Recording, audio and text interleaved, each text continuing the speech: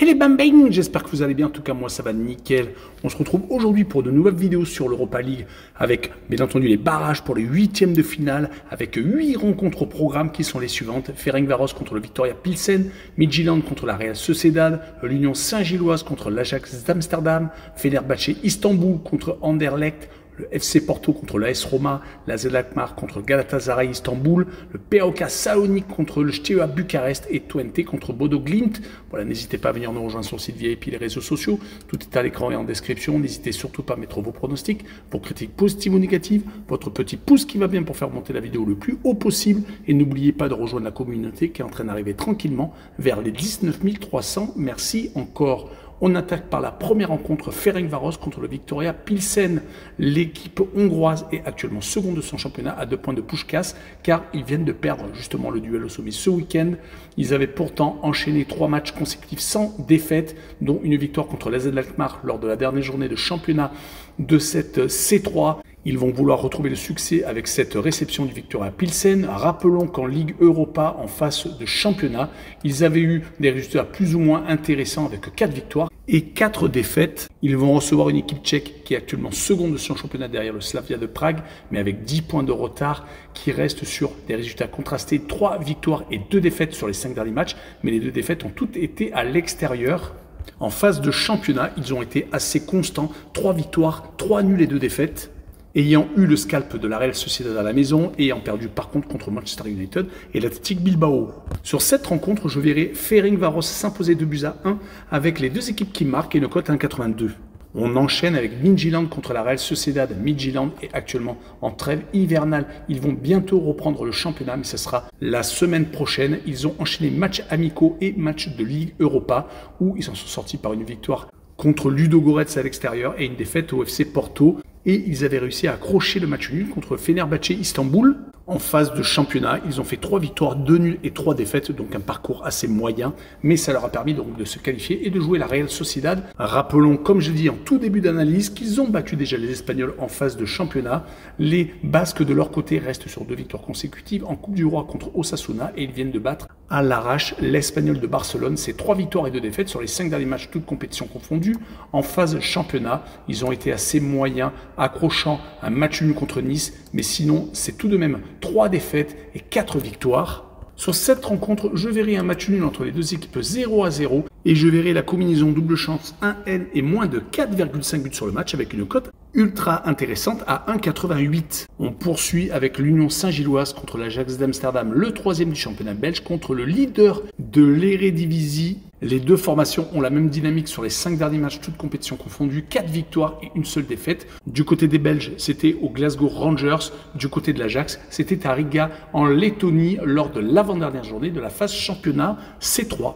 Du côté de l'Union, les déplacements en C3 ont été plutôt compliqués. Ils se sont inclinés donc en Écosse contre Fenerbahçe et contre Midtjylland. Par contre, à la maison, ils sont restés invaincus, accrochant Bodo Glimt et l'AS Roma et battant Nice et le Sporting Braga.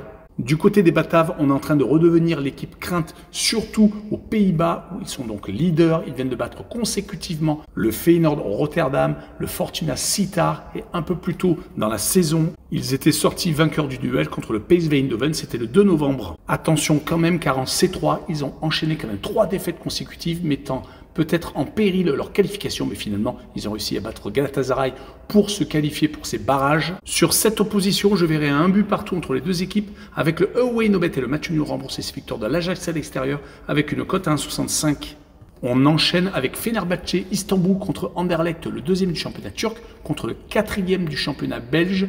Fenerbahçe a gagné ses 3 derniers matchs, que ce soit en Coupe du Turquie ou en championnat. Ils sont actuellement invaincus depuis 12 rencontres, toutes compétitions confondues. En C3, ils ont terminé par une défaite contre l'Athletic Bilbao et 2 matchs nuls contre Lyon et Midtjylland, mais ils sont tout de même qualifiés pour ces barrages contre une équipe d'Anderlecht qui est quand même beaucoup moins, même si elle vient de gagner ce week-end contre Anvers. Depuis quelques temps, ils sont donc 4e. Ils avaient enchaîné avant ce succès contre Anvers 2 défaites. Contre Hoffenheim, justement, en dernière journée de Ligue Europa et également contre la Gantoise. Ils se sont fait accrocher en coupe par l'adversaire qui vient de battre ce week-end. Dans cette compétition, ils avaient réussi à enchaîner beaucoup de victoires consécutives, mais malheureusement, les 5 dernières rencontres se sont soldées par une seule victoire, 2 matchs nuls et 2 revers, mettant en péril leur qualification. Mais ils vont essayer donc de prendre quelque chose en Turquie, mais je verrai Fenerbahçe s'imposer 2-0 avec l'équipe à domicile qui marque le plus de 1,5 but sur le match et une cote à 1,52. On continue avec Porto contre l'AS Roma, 2 équipes qui ne sont pas à leur place. Porto est 3e avec 8 points de retard sur le leader. C'est beaucoup trop pour un club de ce standing, surtout qu'en Ligue Europa, ce n'était pas la super forme. 2 victoires, 2 défaites et un match nul pour finir cette phase de championnat. Ne parlons pas des 5 derniers résultats de Liga Sagres, car ils n'ont plus gagné depuis 5 rencontres, 2 défaites et 3 matchs nuls. Du côté de l'AS Roma, c'est un petit peu mieux. Ils viennent gagner à Venise. Ils ont certes été éliminés en Coupe d'Italie à l'AC Milan, mais ils avaient réussi à enchaîner de très bons résultats, comme la victoire contre Francfort en C3, le match nul contre Napoli, le leader de Serie A. Ils sont certes 9e, mais il y a quand même beaucoup mieux qu'à une certaine époque où ils avaient changé d'entraîneur, où ils enchaînaient les très mauvais résultats. C'est quand même une formation qui est beaucoup plus à l'aise à la maison, qui ne prend quasiment pas de but. Par contre, à l'extérieur, en C3 par exemple, ils n'ont pas gagné une seule rencontre, pardon, même en Suède et contre l'AZ Alkmaar. Mais sur cette rencontre, je verrais bien un match nul entre 2 équipes qui ne sont pas à leur niveau, un but partout, et le homme no bet et le match nul remboursé 6 victoires du FC Porto à la maison, et une cote 1,99. Le match suivant est l'AZ Alkmaar contre Galatasaray Istanbul. L'AZ est 4e du championnat des Pays-Bas, alors que Galatasaray est en tête avec 3 points d'avance sur Fenerbahçe, mais avec un match en moins. Donc du côté de l'AZ, c'est plutôt intéressant actuellement, 3 victoires consécutives, alors qu'ils ont eu énormément de ratés en début de saison dans le championnat batave. Ils ont eu beaucoup trop de retard sur les 2 premiers, l'Ajax et le PSV, pour pouvoir espérer quoi que ce soit. En C3, ils ont quasiment perdu tous leurs déplacements, que ce soit en Espagne, en Angleterre ou en Hongrie. Seuls à Ludogorets, ils ont réussi à accrocher un match nul. Par contre, à la maison, ils se sont montrés beaucoup plus solides, battant la Roma, Fenerbahçe, Elfsborg et faisant match nul contre Galatasaray. Justement, ils reçoivent le même club turc qui a réussi à gagner ses 2 derniers matchs en Coupe de Turquie et également en championnat contre Gaziantep, ce qui leur permet donc de garder la tête du championnat turc. En Ligue Europa, ils ont perdu à l'Ajax et ils ont fini par 4 matchs sans victoire la phase championnat. Mais sur ce match-là, je les vois accrochés à un but partout en déplacement avec le home no bet et le match nul remboursé 6 victoires de l'AZ Alkmaar à la maison et une cote à 2,28. L'avant-dernière rencontre est le PAOK Salonique contre le STEA Bucarest, le 4e du championnat grec contre le 2e du championnat roumain, même si le STEA est à égalité avec Cluj qui est juste devant goal average.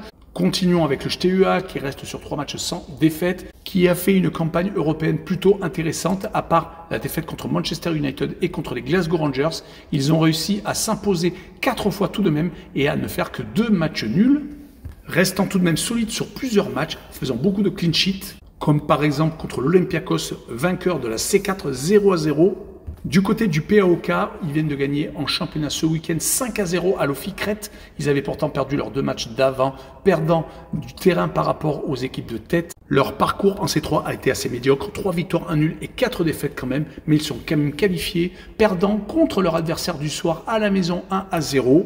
C'est pour cette raison que je les vois perdre sur le même score avec une victoire donc des Roumains 1-0 en déplacement et je verrai la double chance N2 avec une cote à 2,19. Et on finira par Twente contre Bodo Glimt, le 6e du championnat batave, contre celui qui a été champion de Norvège qui est actuellement dans la trêve hivernale. Du côté de Twente, les matchs sont assez intéressants ces derniers temps, 2 victoires et 2 matchs nuls sur les 4 derniers matchs, toutes compétitions confondues. Ils ont même réussi en fin de phase championnat de cette C3 à s'imposer contre Malmö et Beşiktaş Istanbul. Ils n'ont d'ailleurs perdu que 2 fois sur les 8 matchs de championnat. Ils vont essayer de prendre un avantage certain contre Bodo Glimt, qui est donc en trêve hivernale, qui fait des matchs amicaux, mais qui pendant donc la trêve hivernale a fait essentiellement des matchs d'Europa League. Ils ont réussi à s'imposer contre le Maccabi Tel Aviv et faire match nul à Nice. Ils ont été plutôt intéressants dans la phase de groupe, s'imposant contre Porto par exemple, ou gagnant au Sporting Braga. Ils ont eu 4 victoires, 2 matchs nuls et 2 défaites, plutôt intéressants. Et sur ce match-là, je verrai Bodo Glimt quand même s'incliner à Twente, qui va sans doute mettre beaucoup de pression sur le match. Et je verrai les 2 équipes qui marquent pour assurer le coup et une cote à 1,44. Voilà, on en a fini avec cette vidéo. N'hésitez pas à venir nous rejoindre. Tchou, ping!